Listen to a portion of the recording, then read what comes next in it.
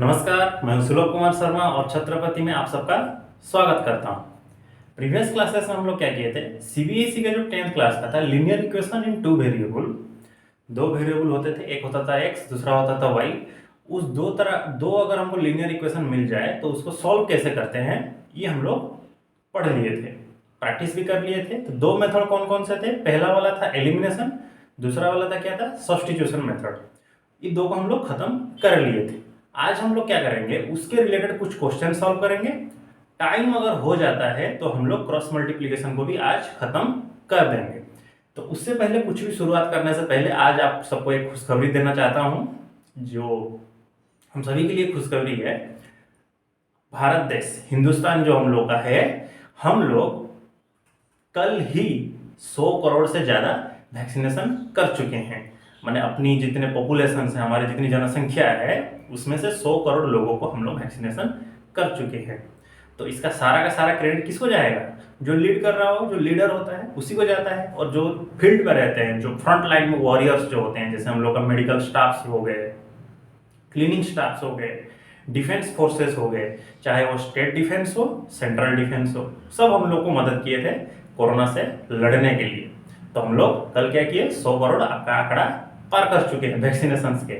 और जो बच गए हम लोग का पॉपुलेशन अप्रोक्सीमेट 135 करोड़ के आसपास है, तो वो भी जल्दी हम लोग टच कर लेंगे। तो आप सबको बधाई हो, और मुझे भी, और पूरे देशवासियों को। और जो हम लोग का गवर्नमेंट भी है, सेंट्रल गवर्नमेंट हो, स्टेट गवर्नमेंट हो, दोनों को थैंक यू हम सब लोगों की तरफ से। आज हम लोग पढ़ेंगे, उसके रिलेटेड कुछ क्वेश्चन सॉल्व करेंगे, ठीक है। प्रीवियस क्लासेस में हम लोग क्या कर लिए थे, सब्स्टिट्यूशन मेथड एंड एलिमिनेशन,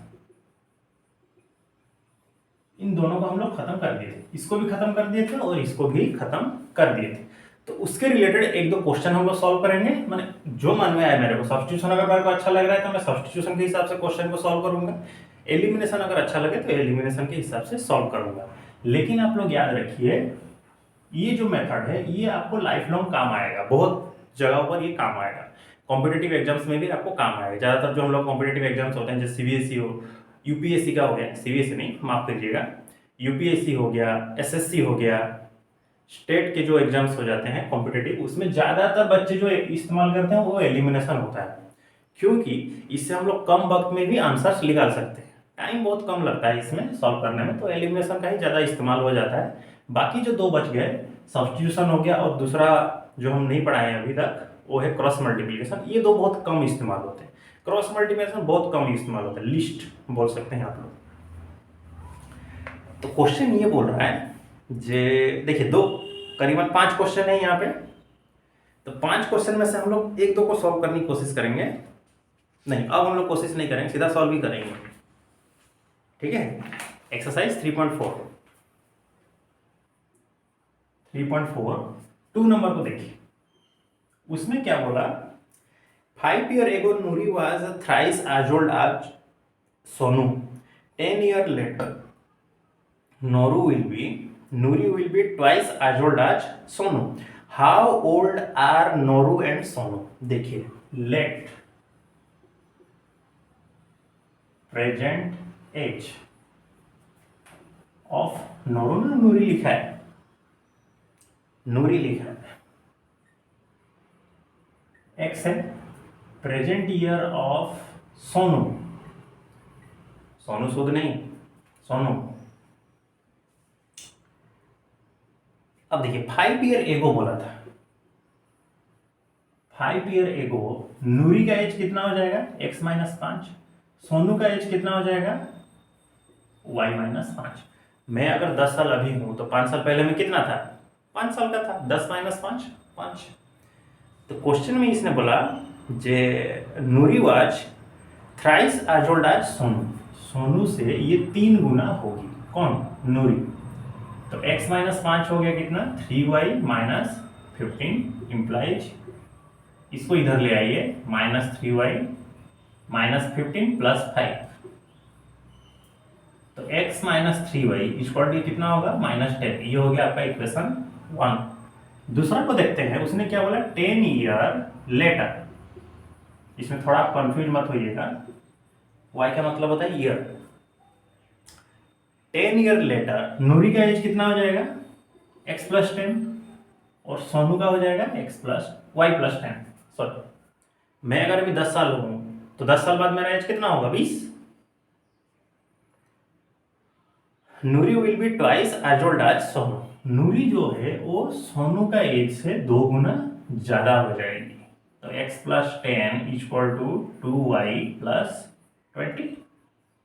तो x minus 2y equal to 20 minus 10, क्योंकि ये जो प्लस 10 है साइड चेंज होगा तो माइनस 10 हो जाएगा।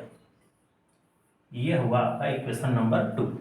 अब इन दोनों को जब मैं सॉल्व कर दूंगा, कोई भी मेथड इस्तेमाल करूँ, सब्स्टिट्यूशन या फिर एलिमिनेशन, मैं इस्तेमाल करूंगा एलिमिनेशन मेथड, तो क्या होगा, आंसर मेरे को मिल जाएगा।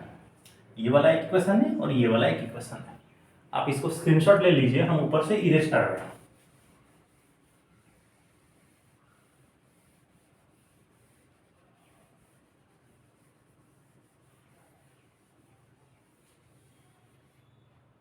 इसको भी इरेज कर देता हूं। देखिए क्वेश्चन ये है, x minus 3y equal to minus 10, x minus 2y equal to plus 10।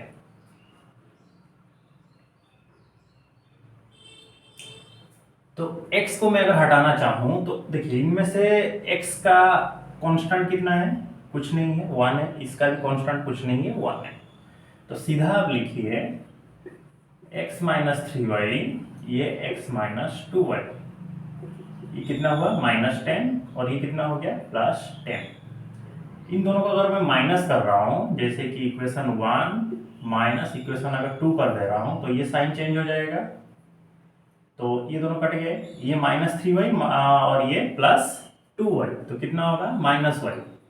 ये हो गया माइनस 20, तो सिर्फ y कितना हो गया 20 ईयर्स। तो जो सोनू था उसका एज कितना हो गया 20 साल। अब इसी इक्वेशन में से y का वैल्यू को अगर मैं लेकर के किसी भी इक्वेशन में पुट करूं, इक्वेशन 1 हो या फिर 2 हो, तो उसमें से मेरे को क्या मिल जाएगा, x का वैल्यू मिल जाएगा कि नहीं। तो उसमें से मेरे को क्या होगा, x का वैल्यू मिल जाएगा। तो x माइनस 3y अगर माइनस 10 हो रहा है, इक्वेशन 1 में मैं पुट कर रहा हूं, ठीक है। आपका मन हो तो इक्वेशन 2 में भी आप लोग पुट कर सकते हैं। 3 इंटू 20 इक्वल टू माइनस 10। तो सिर्फ x का वैल्यू कितना हो गया माइनस 10 प्लस 60, 50 साल। तो जो नूरी थी उसका एज कितना हो रहा था 50 ईयर्स। इसको आप लोग स्क्रीनशॉट ले लीजिए।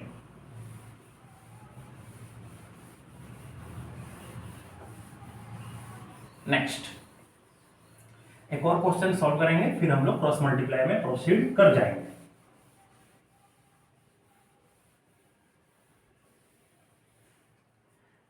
Notice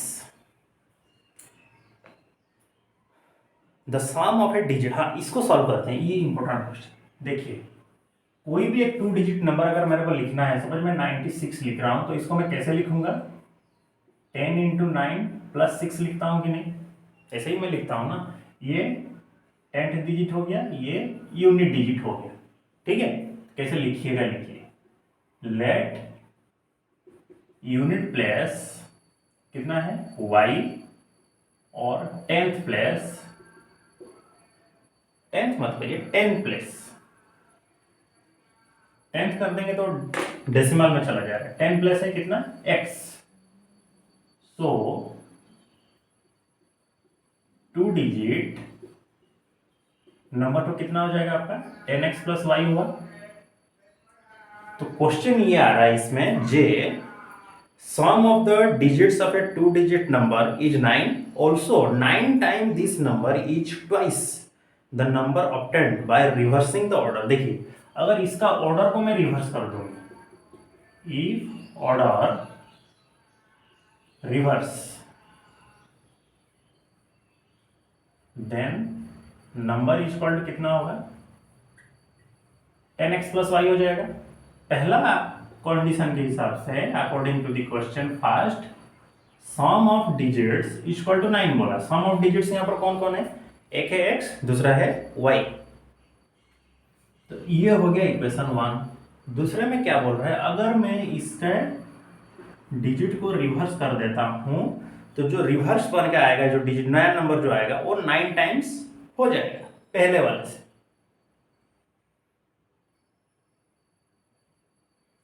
9 times this number is twice the number of it, मतलब ये नंबर का 9 गुना जो नंबर रिवर्स करके बना उसका 2 गुने के साथ इक्वल हो जाएगा। तो ये हो गया 90x plus 9y equal to 20y plus 2x। तो 90x minus 2x 9y minus 20y equal to 0। तो ये होगा 88x और माइनस 11y इक्वल टू 0। 11 आप यहाँ से कॉमन ले जाइए तो ये बचेगा 8x माइनस y 0। तो सिर्फ 8x minus y equal to कितना होगा, 11 इधर मल्टीप्लाइड है, साइड चेंज होगा तो डिवाइड हो जाएगा। तो हमको 2 इक्वेशन मिल गए, ये एक इक्वेशन और ये एक इक्वेशन। देखिए पहला वाला हम लोग किसमें किए थे, एलिमिनेशन में किए थे, और इसको आप स्क्रीनशॉट ले लीजिए। इसको मैं सब्स्टिट्यूशन में कर दे रहा हूं, इससे क्या होगा आप लोग समझ जाएंगे।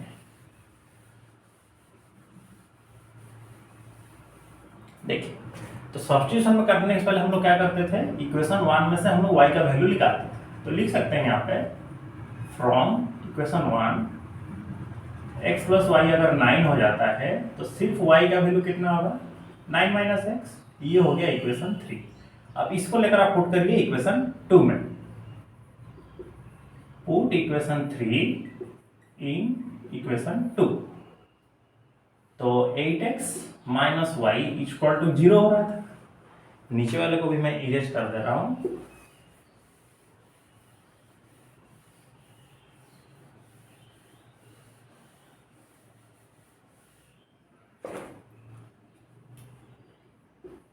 तो 8x minus 9 minus x equal to 0। 8x minus 9 plus x equal to 0। 8x ये प्लस x कितना हो गया, 9x माइनस 9 अगर 0 हो जाता है तो सिर्फ x कितना होगा, ये 9 चेंज होगा और ये 9 डिवाइड हो जाएगा। तो x का वैल्यू हो गया 1। अब जब x का वैल्यू 1 आ जाता है तो इसको लेकर इक्वेशन 3 में पुट करिए। Put x in equation 3। 9 minus x है तो सिर्फ y का वैल्यू कितना हो जाएगा, 8। तो 2 डिजिट जो नंबर है, 2 डिजिट नंबर इक्वल कितना था हम लोग का, 10x प्लस y था ना, 10 into 1 plus 8। So the answer is 80। Clear. जब इसको हम रिवर्स कर देंगे तो कितना बनेगा, 81 बन जाएगा। स्क्रीनशॉट ले लीजिए इसका। अब देखिए नेक्स्ट हम लोग पढ़ेंगे क्रॉस मल्टीप्लीकेशन।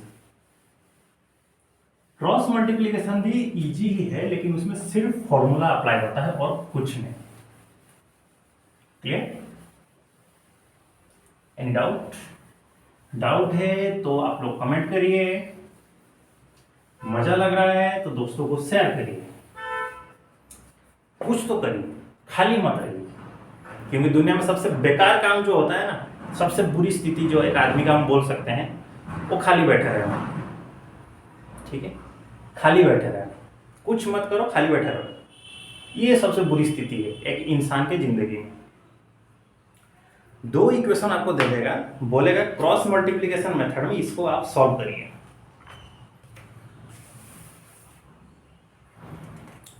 इसका सिर्फ आज फॉर्मूला में समझा देंगे और नेक्स्ट क्लास में हम क्या करेंगे, आपको इसके रिलेटेड क्वेश्चंस कराएंगे। a1x plus b1y plus c1 equal to अगर 0 हो जाता है, a2x b2y प्लस c2 अगर 0 आ जाता है। क्लियर। अब बोला गया इसको आप सॉल्व करके x और y का वैल्यू निकालिए थ्रू क्या, क्रॉस मल्टीप्लिकेशन।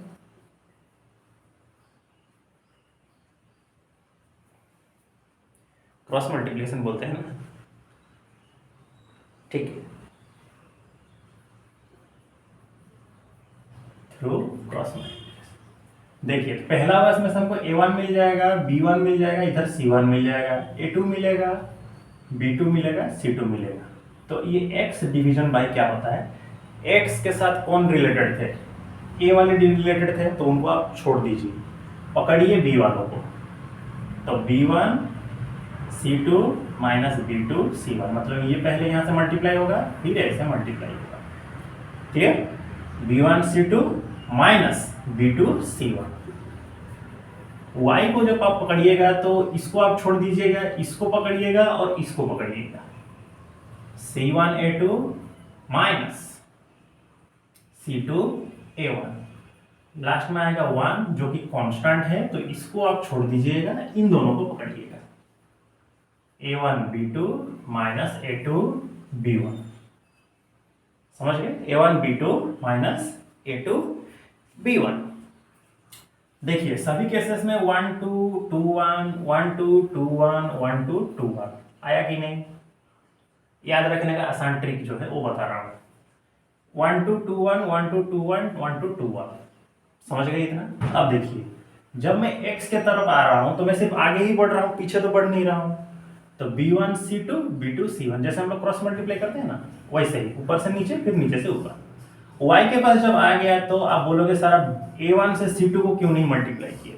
देखिए मैं पहले ही बोला था हम लोग को आगे सोचना चाहिए, आगे बढ़ना चाहिए, आगे के बारे में ही सब कुछ करना चाहिए, पीछे नहीं हटना चाहिए, पीछे से हम लोग कुछ सीखना चाहिए।